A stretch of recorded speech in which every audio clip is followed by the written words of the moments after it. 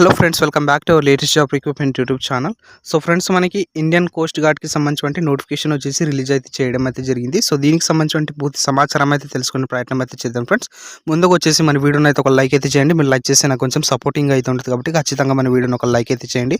అదేవిధంగా ఛానల్ని కొత్తగా విజిట్ చేసుకుంటే ఖచ్చితంగా మన ఛానల్ని సబ్స్క్రైబ్ అయితే చేయండి ఫ్రెండ్స్. సో ఇంకా వీడియోలోకి అయితే వెళ్ళిపోదాం. సో 2026కి సంబంధించిన ఫస్ట్ అండ్ సెకండ్ బ్యాచ్కి సంబంధించిన నోటిఫికేషన్, దీనికి సంబంధించిన అప్లికేషన్ ప్రాసెస్కి సంబంధించిన ఇక్కడైతే చూసుకోవచ్చు మనకి.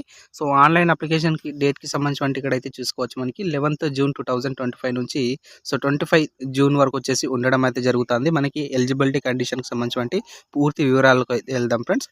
ఎలిజిబిలిటీ కండిషన్కి సంబంధించి సో మనకి కేవలం మేల్ మాత్రమే అప్లై అయితే చేసుకోవాల్సి అయితే ఉంటుంది.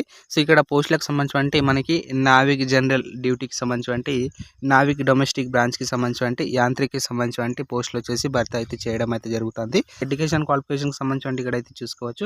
నావిక్ జనరల్ డ్యూటీకి సంబంధించి కేవలం 12th క్లాస్ పాస్ అయినటువంటి అభ్యర్థులు వచ్చేసి దరఖాస్తు అయితే చేసుకోవచ్చు. సో దాంట్లో మనకి మ్యాథ్స్ అండ్ ఫిజిక్స్ సబ్జెక్ట్ అనేసి అయితే ఉండాల్సి అయితే ఉంటుంది. సో దీనికి ఇంటర్లో ఎంపీసీ తీసుకున్నటువంటి అభ్యర్థులు వచ్చేసి దరఖాస్తు అయితే చేసుకోవచ్చు ఫ్రెండ్స్, మనకి నావిక్ జనరల్ డ్యూటీకి సంబంధించి. సో దాంట్లో ఎందుకంటే మనకి మ్యాథ్స్ అండ్ ఫిజిక్స్ అయితే ఉండడం అయితే జరుగుతుంది కాబట్టి సో వాళ్ళు వచ్చేసి ఎలిజిబుల్ ఫ్రెండ్స్. సో నెక్స్ట్ మనకి నావిక్ డొమెస్టిక్ బ్రాంచ్కి సంబంధించి కేవలం 10th క్లాస్ పాస్ అయినటువంటి అభ్యర్థులు వచ్చేసి ప్రతి ఒక్క అభ్యర్థులు వచ్చేసి దరఖాస్తు అయితే చేసుకోవచ్చు. సో మనకి నెక్స్ట్ యాంత్రిక్కి సంబంధించి కేవలం దీనికి కూడా మనకి 10th క్లాస్ వచ్చేసి అర్హత ఫ్రెండ్స్. దాంతోపాటు 10th పాటు మనకి 12th సంబంధించి మనకి డిప్లొమా ఇన్ ఎలక్ట్రికల్ మెకానిక్కి సంబంధించి, టెలికమ్యూనికేషన్కి సంబంధించి. సో ఈ విధంగా 2 or 3 years approved by all India council of technical ఎడ్యుకేషన్కి సంబంధించి ఇక్కడైతే చూసుకోవచ్చు. వీళ్ళందరూ కూడా ఎలిజిబుల్ ఫ్రెండ్స్ మనకి. సో నెక్స్ట్ వచ్చేసి ఏజ్కి సంబంధించి మినిమం ఏజ్ వచ్చేసి 18 సంవత్సరాలు వచ్చేసి నిండా అయితే ఉండాల్సి అయితే ఉంటుంది. సో మ్యాక్సిమం 22 years వచ్చేసి ఉండాల్సి అయితే ఉంటుంది. సో మీరు అప్పుడైతే పోస్టులకు సంబంధించి దరఖాస్తు అయితే చేసుకోవచ్చు. నావిక్ జనరల్ డ్యూటీకి సంబంధించి ఇక్కడ ఫస్ట్ అండ్ సెకండ్ బ్యాచ్కి సంబంధించి candidate should be born between 1st August 2004 to so 1st August 2008 ఈ డేట్ ఆఫ్ బర్త్లో జన్మించినటువంటి ఎవరైతే అభ్యర్థులు ఉంటారో సో వీళ్ళందరూ కూడా ఎలిజిబుల్ ఫ్రెండ్స్. నెక్స్ట్ మనకి యాంత్రిక్ ఫర్ ఫస్ట్ అండ్ 26 బ్యాచ్కి సంబంధించి candidate should be born between 1st March 2004 to 1st March 2008 వరకు వచ్చేసి సో దీంట్లో జన్మించినటువంటి అభ్యర్థులకు సంబంధించి దరఖాస్తు అయితే చేసుకోవచ్చు. నావిక్ డొమెస్టిక్ బ్రాంచ్కి సంబంధించి మనకి ఇక్కడైతే చూసుకోవచ్చు. 1st August 2004 to 1st August 2008 వరకు ఉన్నటువంటి డేట్ ఆఫ్ బర్త్లో జన్మించినటువంటి అభ్యర్థులు వచ్చేసి దరఖాస్తు అయితే చేసుకోవచ్చు. అదేవిధంగా ఇక్కడ అప్పర్ ఏజ్ లిమిట్ వచ్చేసి ఉండడం అయితే జరుగుతుంది. అప్పర్ ఏజ్ రిలాక్సేషన్కి సంబంధించి ఎక్స్ట్రాగా 5 years అనేసి అయితే ఉండడం అయితే జరుగుతుంది. ఎస్సీ ఎస్టీ క్యాండిడేట్స్కి సంబంధించి, ఓబీసీకి సంబంధించి 3 years వచ్చేసి ఉండడం అయితే జరుగుతుంది. సో నావిక్ జనరల్ డ్యూటీకి సంబంధించి సో టోటల్గా వచ్చేసి 260 వేకెన్సీ వచ్చేసి అయితే ఉన్నాయి ఫ్రెండ్స్. సో అన్ని కేటగిరీకి సంబంధించి వేకెన్సీ వచ్చేసి భర్తీ అయితే చేయడం అయితే జరిగింది. సో మీరు ఇక్కడ క్లియర్గా అయితే చూసుకోవచ్చు. యాంత్రిక్ మెకానికల్కి సంబంధించి 30, సో యాంత్రిక్ ఎలక్ట్రికల్కి సంబంధించి 11, యాంత్రిక్ ఎలక్ట్రానిక్స్కి సంబంధించి 19. సో అన్ని కేటగిరీ సంబంధించి వేకెన్సీ వచ్చేసి భర్తీ అయితే చేయడం అయితే జరిగింది ఫ్రెండ్స్. మనకి ఫస్ట్ 2026 బ్యాచ్కి సంబంధించి, అదేవిధంగా సెకండ్ బ్యాచ్ 2026 సంబంధించి నావిక్ జనరల్ డ్యూటీ, అదేవిధంగా నావిక్ డొమెస్టిక్ బ్రాంచ్కి సంబంధించి టోటల్గా మనకి జనరల్ డ్యూటీకి సంబంధించి 260 వేకెన్సీ వచ్చేసి భర్తీ అయితే చేయబోతున్నారు. నెక్స్ట్ మనకి 50 వచ్చేసి డొమెస్టిక్ బ్రాంచ్కి సంబంధించి. సో అన్ని కేటగిరీకి సంబంధించి వేకెన్సీ వచ్చేసి అయితే భర్తీ అయితే చేయడం అయితే జరిగింది. సో మీరు ఇక్కడ వచ్చేసి క్లియర్గా అయితే చూసుకోవచ్చు. అడ్మిషన్ ప్రొసీజర్కి సంబంధించి పూర్తి సమాచారం అయితే తెలుసుకునే ప్రయత్నం అయితే చేద్దాం. స్టేజ్ 1కి సంబంధించి కంప్యూటర్ బేస్డ్ ఆన్లైన్ టెస్ట్కి సంబంధించి నిర్వహించడం అయితే జరుగుతుంది. అదేవిధంగా డాక్యుమెంట్ వెరిఫికేషన్కి సంబంధించి సో బయోమెట్రిక్ రికార్డింగ్కి సంబంధించి నావిక్ డొమెస్టిక్ బ్రాంచ్కి సంబంధించి సెక్షన్ 1కి సంబంధించి రిటర్న్ ఎగ్జామ్ వచ్చేసి పాసింగ్ మార్క్స్ వచ్చేసి యూఆర్ ఈడబ్ల్యూఎస్ ఓబీసీకి సంబంధించి 30, ఎస్సీ ఎస్టీకి సంబంధించి 27 వస్తే పాస్ అయితే అవ్వడం అయితే జరుగుతుంది. నావిక్ జీడీకి సంబంధించి సెక్షన్ 1 సెక్షన్ 2కి సంబంధించి సో యూఆర్ ఈడబ్ల్యూఎస్ ఓబీసీకి సంబంధించి 50 మార్క్స్ వచ్చేస్తే క్వాలిఫై అయితే అవ్వడం అయితే జరుగుతుంది. ఎస్సీ ఎస్టీకి సంబంధించి సో 44కి క్వాలిఫై అయితే అవ్వడం అయితే జరుగుతుంది. యాంత్రిక్ ఎలక్ట్రికల్కి సంబంధించి సెక్షన్ 1 సెక్షన్ 3కి సంబంధించి యూఆర్ ఈడబ్ల్యూఎస్ ఓబీసీకి సంబంధించి 50, ఎస్సీ ఎస్టీకి సంబంధించి 44 అయితే ఉండడం అయితే జరుగుతుంది.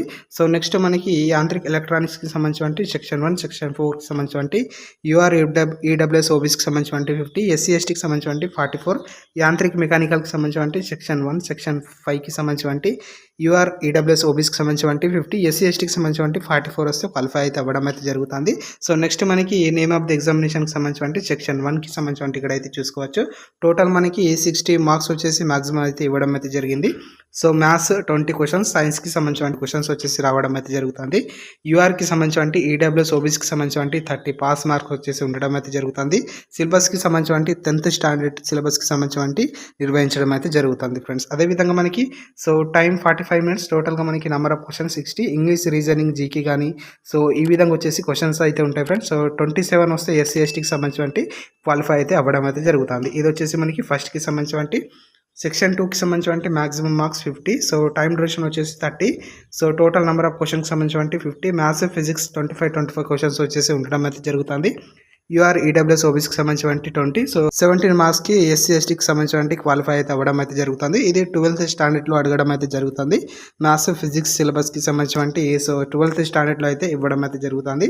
సెక్షన్ 3కి సంబంధించి maximum 50, 30 minutes time duration, number of questions 50, electrical engineering సంబంధించి 50, యూఆర్ ఈడబ్ల్యూఎస్ ఓబీసీకి సంబంధించి 20, 17 ఫర్ ఎస్సీ ఎస్టీకి సంబంధించి డిప్లొమా ఇన్ ఎలక్ట్రికల్ ఇంజనీరింగ్ సంబంధించి సిలబస్ అయితే రూపొందించడం అయితే జరిగింది. సో మీరు ఇక్కడ క్లియర్గా అయితే చూసుకోవచ్చు. సెక్షన్ 4కి సంబంధించి maximum marks 50, time 30 minutes, total number of questions 50, electronic engineering సంబంధించి 50, యూఆర్ ఈడబ్ల్యూఎస్ ఓబీసీకి సంబంధించి 20, 17 ఫర్ ఎస్సీ ఎస్టీ కేటగిరీకి సంబంధించి సో డిప్లొమా లెవెల్కి సంబంధించి ఇక్కడైతే ఇవ్వడం అయితే జరిగింది. సిలబస్కి సంబంధించి మ్యాక్సిమం మార్క్స్ వచ్చేసి 50, టైం 30 మినిట్స్, టోటల్ మనకి 50 క్వశ్చన్స్ వచ్చేసి ఉండడం అయితే జరుగుతుంది. మెకానికల్ ఇంజనీరింగ్ సంబంధించి సో 20 యూఆర్ ఈడబ్ల్యూఎస్ ఓబీసీ కేటగిరీకి సంబంధించి క్వాలిఫై అయితే అవ్వడం అయితే జరుగుతుంది. 17 వచ్చేసి ఫర్ ఎస్సీ ఎస్టీ కేటగిరీకి సంబంధించి సో దీనికి కూడా మనకి డిప్లొమా మెకానికల్ ఇంజనీరింగ్ సంబంధించి సిలబస్ వచ్చేసి ఉండడం అయితే జరిగింది ఫ్రెండ్స్. సో దీనికి సంబంధించి మనకి నెగిటివ్ మార్కింగ్ అనేసి అయితే లేదు ఫ్రెండ్స్. సో ఎగ్జామ్కి సంబంధించి నెగిటివ్ మార్కింగ్ అనేసి అయితే లేదు. There is no negative marking అనేసి అయితే ఇవ్వడం అయితే జరిగింది మనకి క్లియర్గా వచ్చేసి.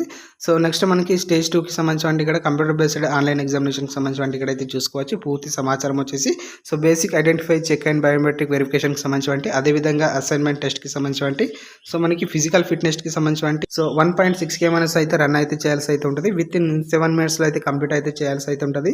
20 స్క్వేర్స్ అప్ అయితే చేయాల్సి అయితే ఉంటుంది. అదేవిధంగా 10 పుషప్స్ వచ్చేసి కంప్లీట్ అయితే చేయాల్సి అయితే ఉంటుంది. సో ఇది ఫ్రెండ్స్ మనకి ఫిజికల్ ఫిట్నెస్కి సంబంధించి సో పూర్తి సమాచారం వచ్చేసి. సో నెక్స్ట్ మనకి డాక్యుమెంట్ వెరిఫికేషన్ అయితే ఇవ్వడం అయితే జరిగింది. సో మీరు ఇక్కడ అయితే క్లియర్గా అయితే చూసుకోవచ్చు. సో దీనికి సంబంధించి అఫీషియల్ వెబ్సైట్ వచ్చేసి joinIndianCoastGuard.cdac.in అనే వెబ్సైట్లోకి వెళ్ళేసి మీరు పూర్తి సమాచారం అయితే తెలుసుకోవచ్చు ఫ్రెండ్స్. సో నెక్స్ట్ మనకి రిక్రూట్మెంట్ మెడికల్ ఎగ్జామినేషన్కి సంబంధించి సో మీరు ఇక్కడ అయితే చూసుకోవచ్చు ఫ్రెండ్స్. సెక్షన్ 1కి సంబంధించి ఎవరైతే అభ్యర్థులు మంచి స్కోర్ చేస్తారో వాళ్ళకి సంబంధించి ఫస్ట్ ప్రిఫరెన్స్ అనేసి అయితే ఇవ్వడం అయితే జరుగుతుంది. సో ఎగ్జామ్లో సంబంధించి మంచి మార్క్స్ తీసుకుంటారో వాళ్ళకి వచ్చేసి ఫస్ట్ ప్రిఫరెన్స్. నెక్స్ట్ మనకి సెకండ్ స్టేజ్కి సంబంధించి candidate older in age will be higher in merit లిస్ట్కి సంబంధించి కంపేర్ అయితే చేయడం అయితే జరుగుతుంది.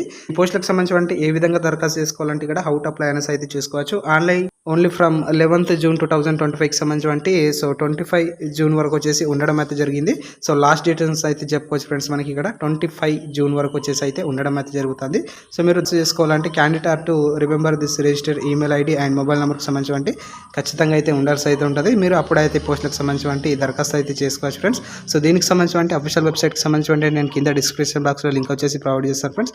అక్కడ నుంచి విజిట్ చేసే ప్రయత్నం అయితే చేయండి. లేదా మీరు డెస్క్టాప్ లేదా కంప్యూటర్కి సంబంధించి లేదా మొబైల్ యూజ్ చేసుకొని మీరు వెబ్సైట్ని వచ్చేసి చెక్అవుట్ అయితే చేసుకోండి ఫ్రెండ్స్. మీరు అక్కడ సో రిజిస్ట్రేషన్ చేసుకున్న తర్వాత అప్లికేషన్ అనేది చేసుకోండి ఫ్రెండ్స్. ఇక్కడ మనకి ఎగ్జామినేషన్ సిటీ వచ్చేసి ఇక్కడ అయితే చూసుకోవచ్చు. మనకి ఫస్ట్ స్టేజ్ 1కి సంబంధించి మిడ్ అండ్ ఎండ్ లేదా మనకి సెప్టెంబర్ నెలలో వచ్చేసి మెన్షన్ అయితే చేయడం అయితే జరిగింది. నెక్స్ట్ మనకి స్టేజ్ 2కి సంబంధించి సో నవంబర్ అదేవిధంగా ఫిబ్రవరికి సంబంధించి ఇక్కడ అయితే చూసుకోవచ్చు. స్టేజ్ 3కి సంబంధించి ఫిబ్రవరి లేదా జూలైకి సంబంధించి 2026కి సంబంధించి ఇక్కడైతే క్లియర్గా వచ్చేసి మెన్షన్ అయితే చేయడం అయితే జరిగింది. మనకి టెంటేటివ్ డేట్స్ ఫర్ ఎగ్జామినేషన్కి సంబంధించి సో మీరు నోటిఫికేషన్ డౌన్లోడ్ చేసుకోవాలంటే కింద నేను డిస్క్రిప్షన్ బాక్స్లో వచ్చేసి లింక్ అయితే ప్రొవైడ్ చేస్తాను ఫ్రెండ్. అక్కడ నుంచి మీరు ఈజీగా వచ్చేసి డౌన్లోడ్ అయితే చేసుకోండి. సో నెక్స్ట్ మనకి సో చెస్ట్ చూసుకుంటే ఎక్స్పాన్షన్ చేసినప్పుడు అయితే 5 సెంటీమీటర్స్ వచ్చేసి ఇంక్రీజ్ అయితే అవ్వాల్సి అయితే ఉంటుంది.